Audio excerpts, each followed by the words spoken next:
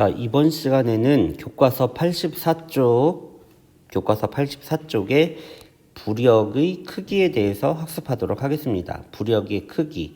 부력은 지난 시간에 우리가 배웠죠. 부력.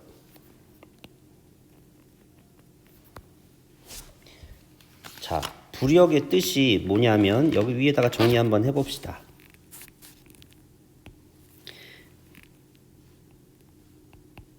액체나 기체가 그 속에 들어있는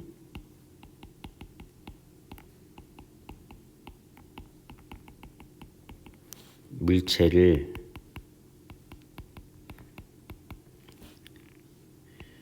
위쪽으로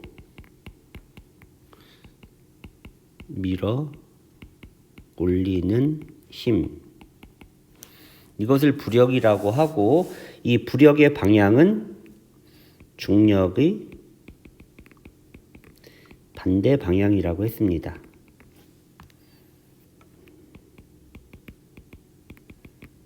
자, 그래서 어쨌든 이제 위로 이게 뜨는 힘인데, 이 부력의 크기는 도대체 어떻게 되는지에 대해서 이제 이번 시간에 학습합니다. 자, 학습 목표. 액체 속에서 부력의 크기를 구할 수 있다. 첫 번째, 액체 속에서 부력의 크기를 구하는 것이 학습 목표고, 두 번째, 부력의 크기에 영향을 미치는 요소를 관찰하여 설명할 수 있다. 부력의 크기에 영향을 미치는 요소가 무엇인지 우리는 이제 알아보도록 하겠습니다.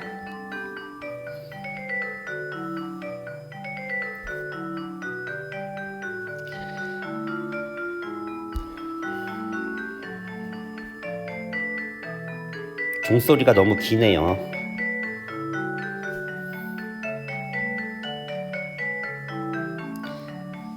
자, 첫째 줄, 같은 무게의 고무차륵을 동그랗게 뭉칠 때와 배 모양으로 만들 때 각각에 작용하는 부력의 크기는 어떻게 달라질까? 같은 무게가 같은데 모양이 다릅니다. 어떻게?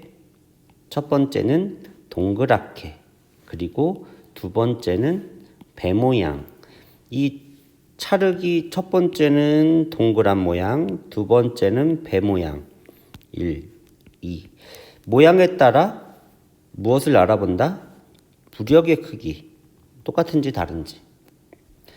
물체가 받는 부력의 크기는 무엇과 관계가 있는지 이제 이 아래 해보기를 통해 알아보도록 하겠습니다. 해보기. 어떤 모양의 고무차륵이 물에 뜰까? 실험 목표. 부력의 크기에 영향을 미치는 요소를 관찰할 수 있다. 도대체 모양에 따라 부력의 크기, 영향을 미치는 요소 무엇인지 알아보도록 하겠습니다. 그래서 첫 번째로 같은 무게의 고무차륵을 첫 번째로 어떻게 하느냐? 동그랗게 뭉치고, 두 번째, 다른 하나는 배 모양으로 만들자. 그리고 실험을 하는 것입니다. 자, 실험 영상을 보도록 하겠습니다. 이번 시간에는 물속에 잠긴 물체의 부피에 따라 부력의 크기가 어떻게 달라지는지 알아보겠습니다.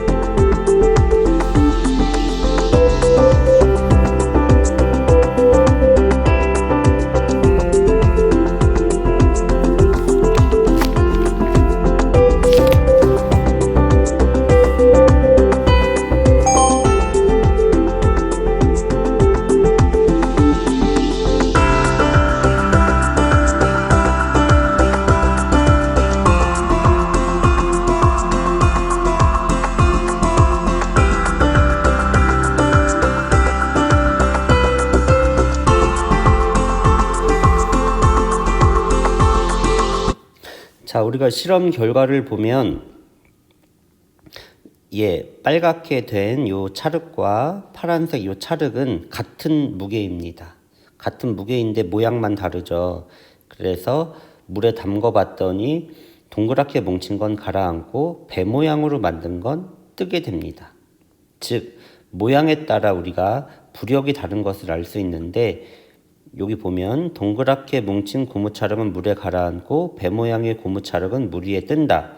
배 모양의 고무찰흙은 둥글게 뭉친 것보다 물에 잠긴 부피가 큰데, 요게 핵심입니다. 물에 잠긴 부피.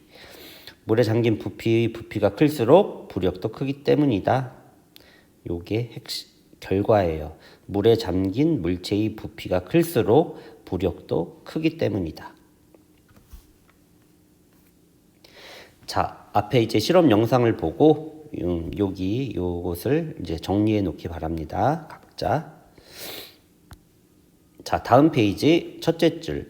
물체를 물속으로 조금씩 넣으면서 무게를 재어보면 물속에 잠긴 물체의 부피가 클수록 더 가벼워지는 것을 알 수 있다. 이때 물체에 작용하는 부력의 크기는 가벼워진 물체의 무게와 같으며, 물체에 작용하는 부력의 크기는 가벼워진 물체의 무게와 같습니다. 물에 잠긴 물체의 부피가 클수록 부력도 커진다. 물에 잠긴 물체의 부피가 클수록 부력도 커진다. 그래서 부력이 커야 뜨기 때문에 부력이 커야 잘 뜬다. 그래서 우리는 어떻게 해야 되느냐?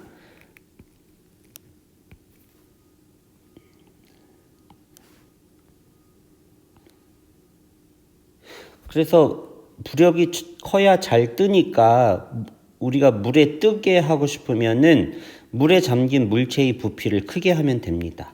즉, 배 모양으로 이렇게 만들면 되는 거예요. 즉, 부력은 물체의 종류와 관계없이 물체가 잠긴 부피에 따라 달라진다. 그래서 부력은 물체가 잠긴 부피에 따라 달라집니다. 자, 우리가 일반적으로 이 돌멩이도 물에 가라앉지만 배 모양으로 만들면 물에 뜨는 돌멩이를 우리가 만들 수 있다는 거예요. 공기 중에서 물체의 무게가 약 15N이라고 합니다. 15N인데 물속에서의 무게가 9N이면 과연 부력은 얼마냐? 이렇게 빼주면 된다는 거예요. 그래서 부력은 6N. 뭐 계산하는 거라 여러분들은 수학이라 어렵네 라고 생각하지만 이해하면 되게 쉬운 거예요. 빼기만 하면 되는 거니까. 부력의 크기. 물체가 물속에 잠길 때 작용하는 부력의 크기는 물속에 잠길 때 가벼워진 무게와 같다.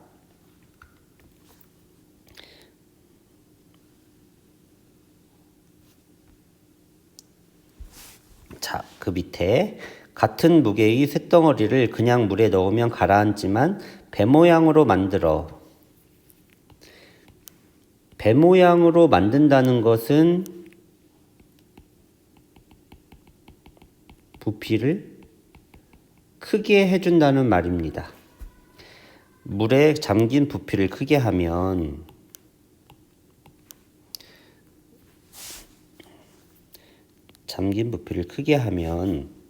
물에 뜬다. 이것은 쇳덩어리에 작용하는 중력의 크기는 변함없지만 물에 잠기는 부피를 크게 하여 부력이 커졌기 때문이다. 구명조끼를 입으면 물속에서 더 쉽게 뜨는 것도 구명조끼가 물에 잠긴 부피만큼 부력이 커지기 때문이다. 자, 오른쪽에 보면 이제 잠수함이 어떻게 물속에 가라앉았다 떴다 가라앉아 떴다 이렇게 하는지에 대한 이제 그림입니다. 요거 동영상으로 한번 볼게요.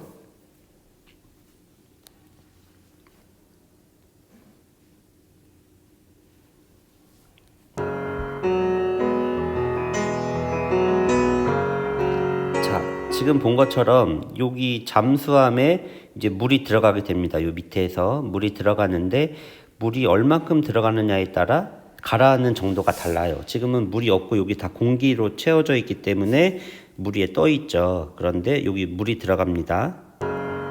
물이 들어가니까 가라앉죠. 물이 완전히 들어가니까 물속으로 완전 잠수를 하게 됩니다. 이렇게 물이 들어가니까 이제 부피가 줄어들게 된 겁니다. 그래서 어쨌든 물속에 잠긴 부피와 부력이 관련이 있다는 것을 우리가 잠수함을 통해 확인해 보았습니다.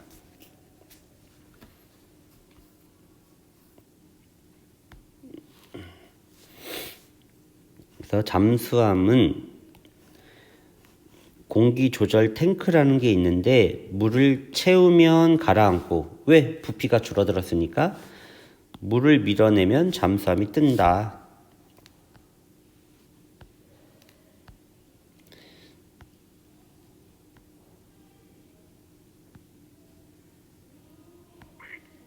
자, 스스로 확인하기. 물에 잠긴 물체의 모가 클수록 부력도 커진다.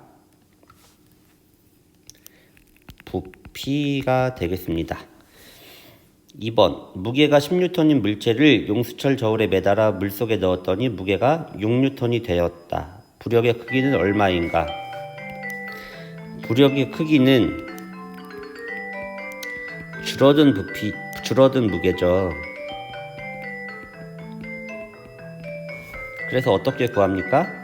원래 무게에서 남은 무게 빼주면